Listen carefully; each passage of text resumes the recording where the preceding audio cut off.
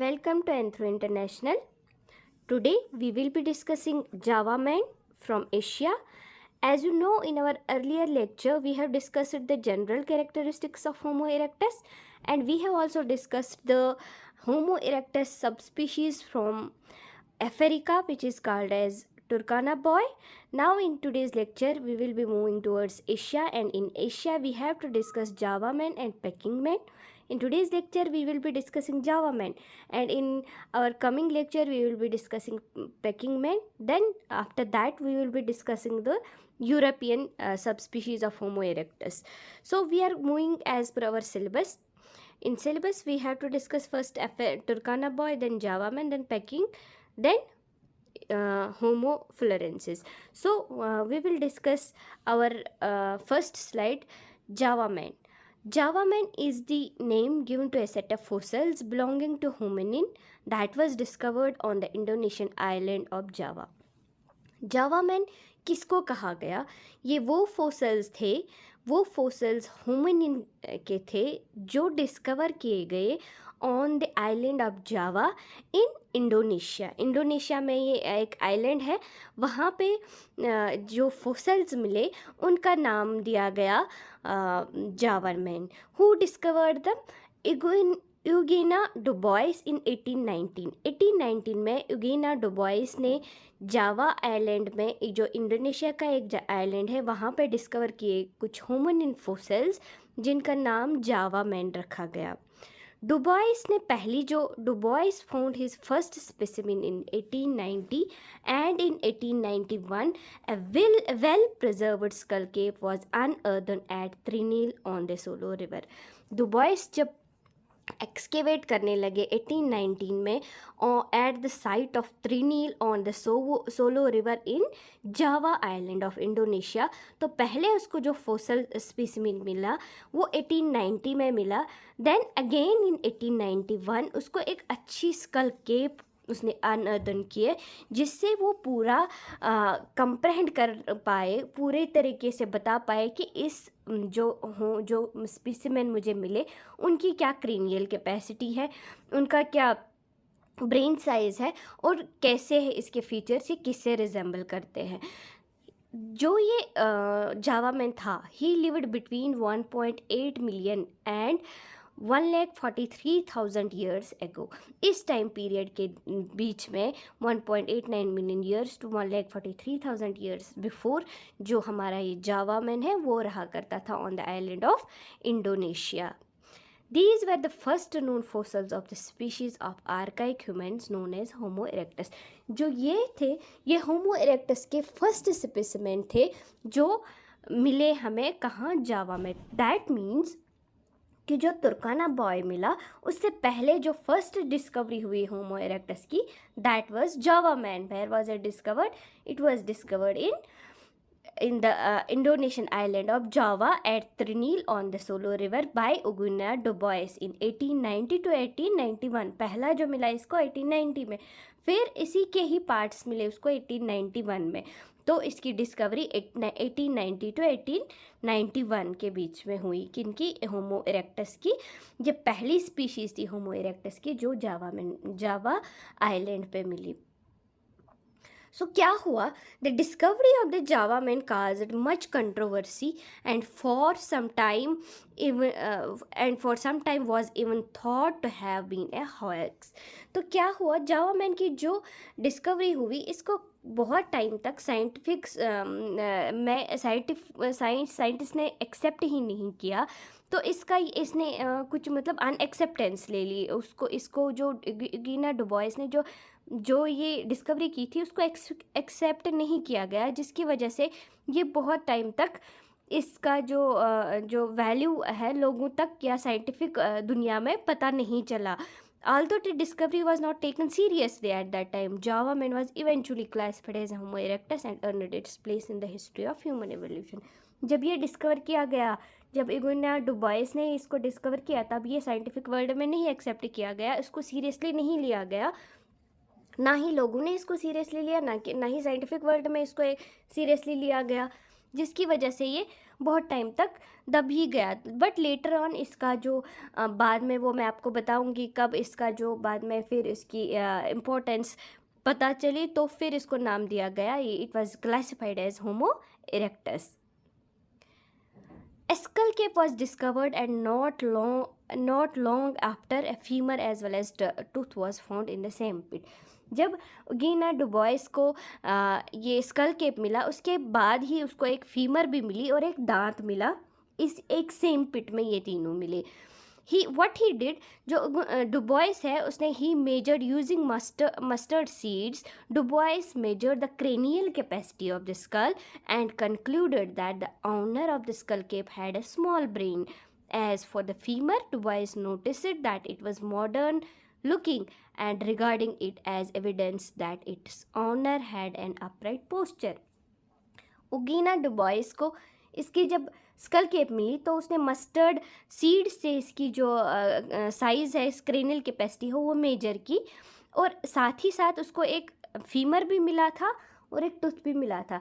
Femur से उसने conclude किया कि ये अपराइट पोस्चर है उसका, लेकिन जो इसकी क्रेनियल कैपेसिटी है, जो इसने मस्टर्ड से सीड से मेजर की, वो स्मॉल है as compare to humans, modern human से वो स्मॉल थी। तो उसने ये कंक्लूड किया यहाँ पे कि जो क्रेनियल कैपेसिटी कम है और यहाँ से फीमर बिल्कुल हमारे मॉडर्न ह्यूमंस की तरह है, इरेक्ट है, तो इसने बोला ये एक मिसिंग लिंक है between apes and men. Initially, Du Bois named his discovery Anthropithecus erectus. पहले क्या इसने इसको नाम दिया Du Bois ने? Anthropithecus erectus. That means erect man ape. But later on he changed its name as Pithecanthropus erectus, जिसका मतलब है erect ape man. पहले इसने बोला ये erect man ape है क्योंकि इसकी man like फीचर्स थे, बट इसकी क्रेनियल कैपेसिटी कम थी, तो इसने बोला ये इरेक्ट मैन ऐप है। Later on he converted it erect ape man करके इसने उसको नाम दिया। किसने? दुबॉइस ने।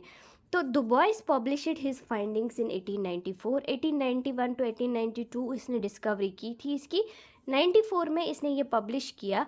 बट इसकी जो ये पब्लिकेशन थी, it caused A storm of controversy at that time. जो मैंने इससे पहले भी बोला, इससे कंट्रोवर्सीज हो गई साइंटिफिक वर्ल्ड में, इसको माना नहीं गया, एक्सेप्ट नहीं किया गया। His claim that he had discovered the elusive missing link met with resistance from both the scientific community and the general public. इसकी जो डिस्कवरी जो इसने बोली थी कि I have found that missing link between these apes and humans, that was उसको बहुत सारा क्रिटिसाइज, उसको एक्सेप्टेंस नहीं मिली नीदर साइंटिफिक कम्युनिटी से नॉर जनरल पब्लिक से। So what happened, this experience embittered Du Bois, who decided to lock up the fossils in a trunk for the next 3 decades. This secretive behavior led to some speculation that the Java man was a hoax. तो डुबॉइस ने जब 1894 में अपनी जो ये findings publish की, तो उसके बाद जब उसको वर्ल्ड साइंटिफिक कम्युनिटी से, ना ही जनरल पब्लिक से एक्सेप्टेंस मिली, उसको रेजिस्टेंस मिली, तो उसको क्या हुआ, उसको इसका मतलब दुख हुआ, सॉर्ट ऑफ दुख हुआ। तो जिसकी वजह से उसने ये सारे फोसल्स लॉक के ट्रंक में, एक ट्रंक में for 3 decades, that means 30 years तक इसने ये छुपा के रखे। और बताया जाता है उसने अपने ही घर में अपने फ्लोर के नीचे ये सारे फोसल्स दबाए थे। जो इसका ये सिक्रेटिव बिहेवियर था, इससे और ज़्यादा स्पेकुलेशन बढ़ गई और इसको ये एक्सेप्टेंस नहीं मिली। फिर क्या हुआ, Dubois died a bitter man in 1940। 1940 में जब डुबॉइस की डेथ हो गई, as his discovery has not yet taken as seriously as he had desired. वो मरा भी तब तक उसकी जो ये साइंटिफिक डिस्कवरीज थी उसकी एक्सेप्टेंस नहीं मिली थी, और वो वैसे ही मर गए जब तक उसको पता ही नहीं था मेरी इस डिस्कवरी को कभी सीरियसली भी लिया जाएगा। उसके मरने के बाद 4 years later the remains were examined by Ernest Mayr. उसके 4 साल बाद मरने के 1940, दैट मीन्स 1944 में अर्निएस्ट मायर ने क्या किया, he was an American biologist and Java man was reclassified as a homo erectus. उसने फिर से स्टडी की इनके जो फोसल्स जो बॉयज़ ने डिस्कवर किए थे, and he reclassified it as a homo erectus.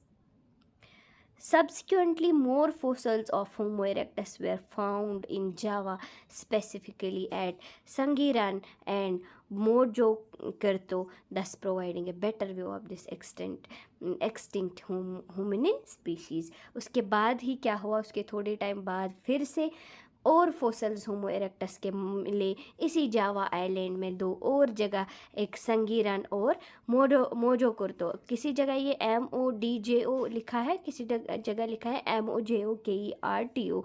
मोजोकुर्तो से मिले इस एक्सटिंक्ट होमिनिन स्पीशीज़ के ये जो फोसल्स मिले, जो Mojokerto child and Sangiran 2 was discovered by a team. किसने डिस्कवर किए, राल्फ वॉन कोंग्सवाल्ड ने इन 1936 एंड 1937 रिस्पेक्टिवली। ये दो जगहों पे कोंग्सवाल्ड के एक टीम ने डिस्कवर किए, जिसका हेड था कोंग्सवाल्ड। तो उन्होंने किए 1936 और 37 में डिस्कवरी किसकी, होमो इरेक्टस के और फोसल्स की। Excavation from 1936 to 1941 has discovered 50 fossils of homo erectus. 1936 से 1941 तक 50 fossils of Homo erectus were discovered from these sites. According to Encyclopedia Britannica, Java man had an average cranial capacity of 900 cubic centimeter. And its skull is described as flat in profile with little forehead.